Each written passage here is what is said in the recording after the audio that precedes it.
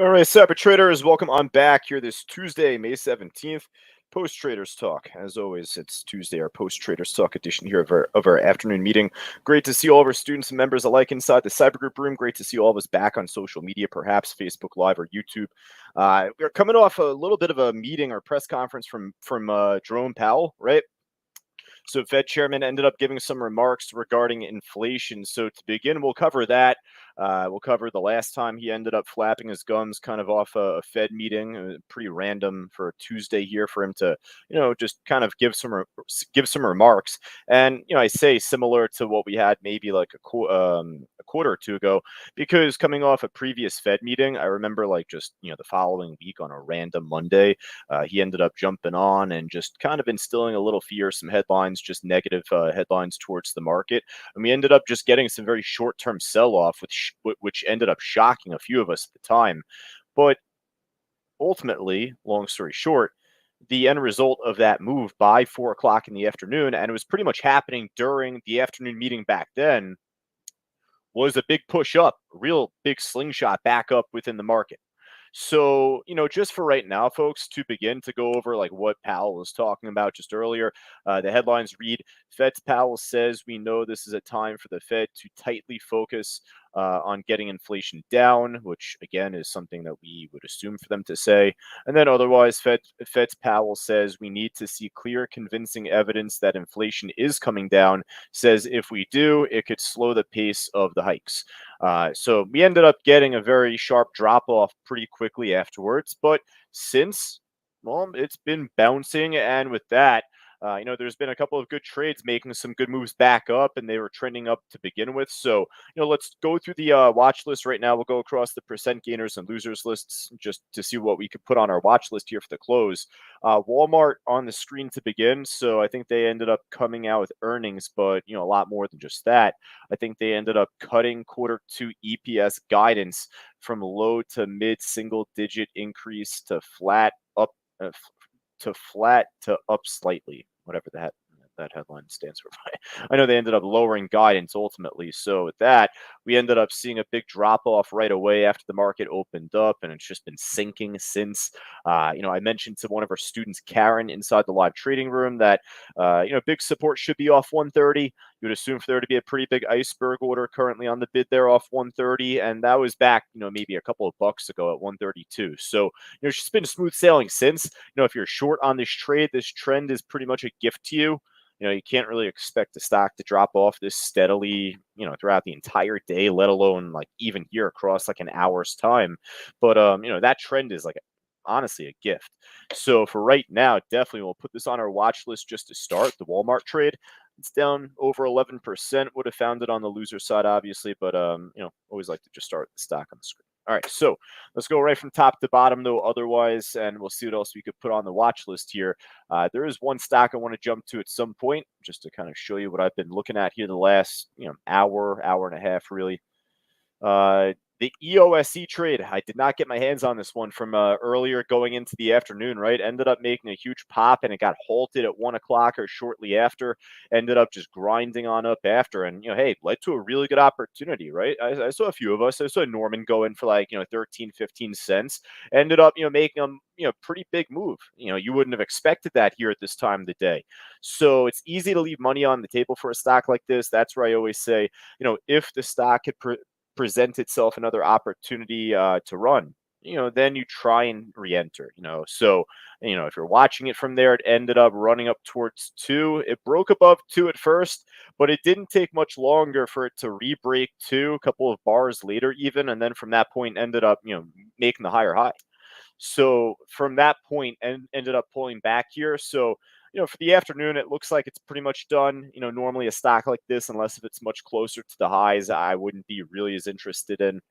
So if it ends up making a bigger or makes up making a better move up, perhaps heading into the end of this meeting, then I'll give it a second consideration. What was it, the EOSC?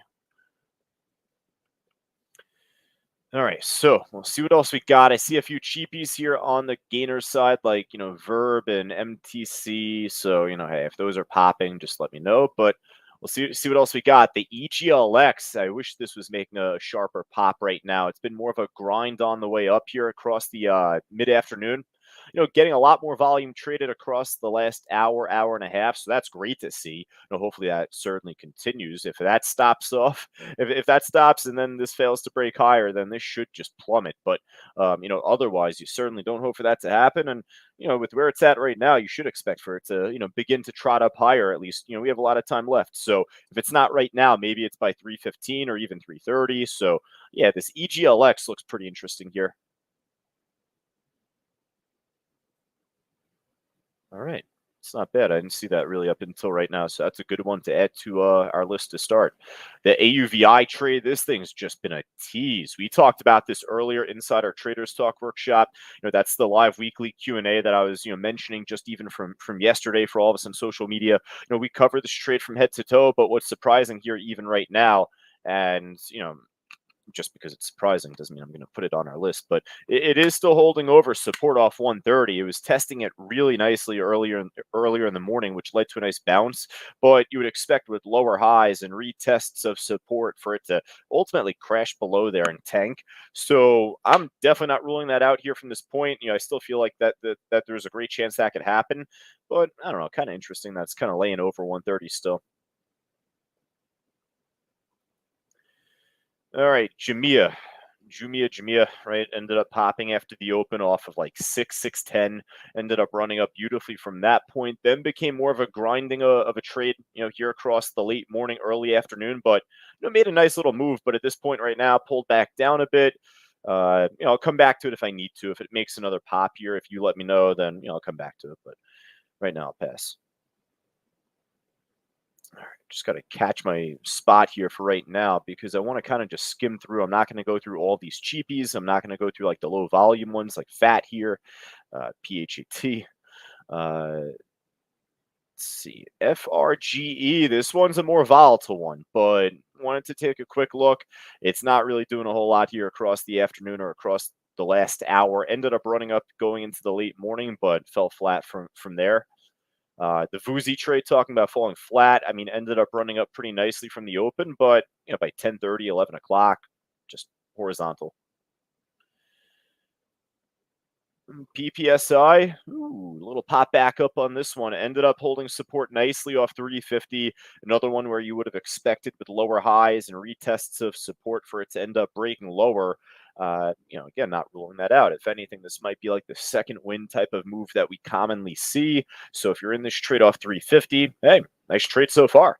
The VWAP's off 389 or 387, I should say. So that could be a technical resistance should this make another, pump up. But, I just don't know how much more we can expect on this one here for right now. Volume really waned off from the market open. All right, what a break in between. Let's hop on over to the losers list here. See what we have on this side of the field. Again, like kind of littered with cheapies. I could just see 79-cent stock, 35-cent, 48. You can't short them.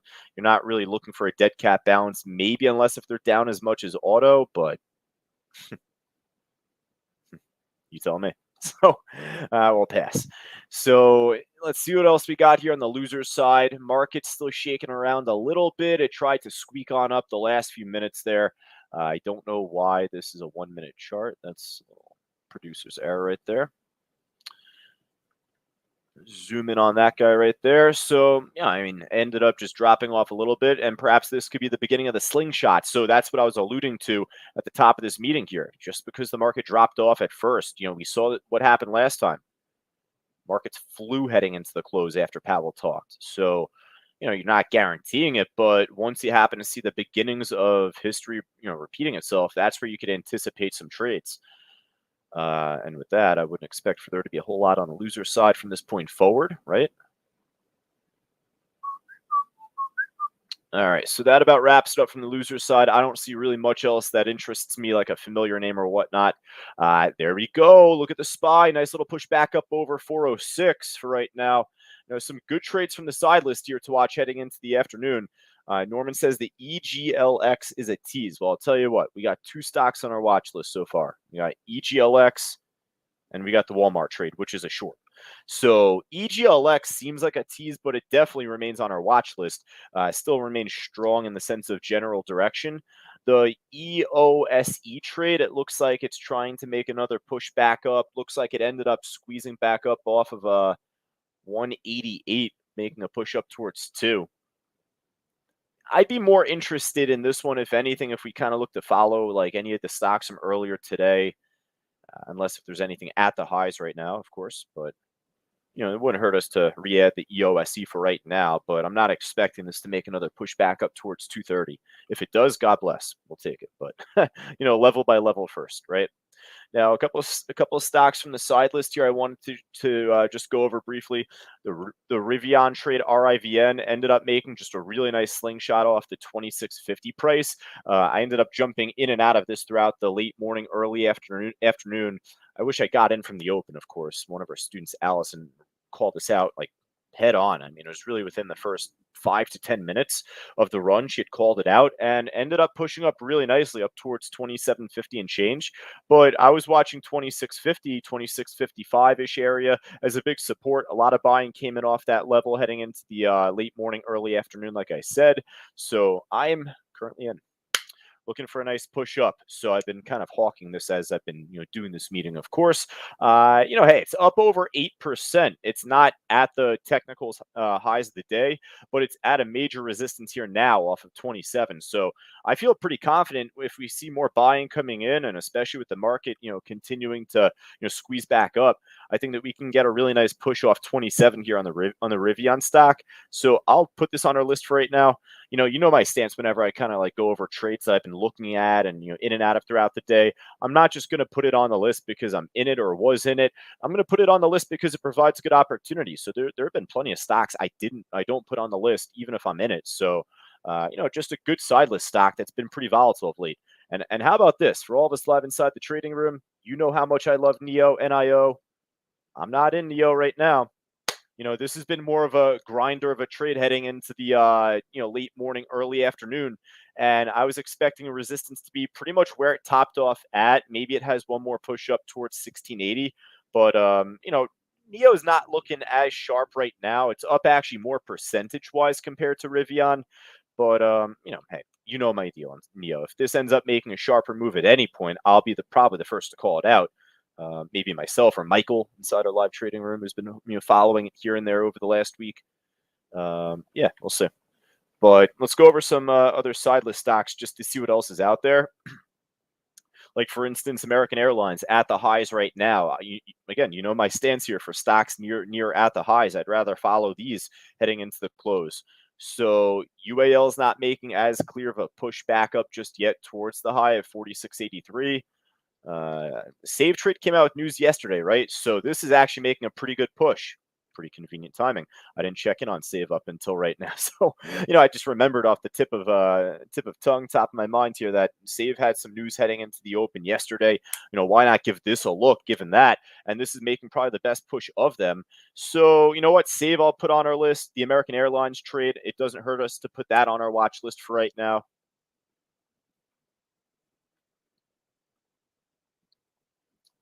All right, not bad, folks. Decent list so far. So from RJF, he says the GLBE trade. Yeah, I mean, how did I miss this, right? So this was probably climbing up a little bit more as we were going down the loser side. At least it's up, 16%, but it's honestly towards the middle or bottom of this gainer side. So it probably was doing exactly that. I appreciate the shout on this for sure. The GLBE trade. Now I thought. Oh, I'm actually right. Geez. Yeah, I thought, and now I'm realizing I'm correct with this. This was like on the losers list, but I mean, time flies, but I thought it was yesterday. It was this morning, even. It was on the losers list. And then this thing is pushing back up. So that's pretty insane. What a move up here across the entire, market open through, right now on this GLBE stock.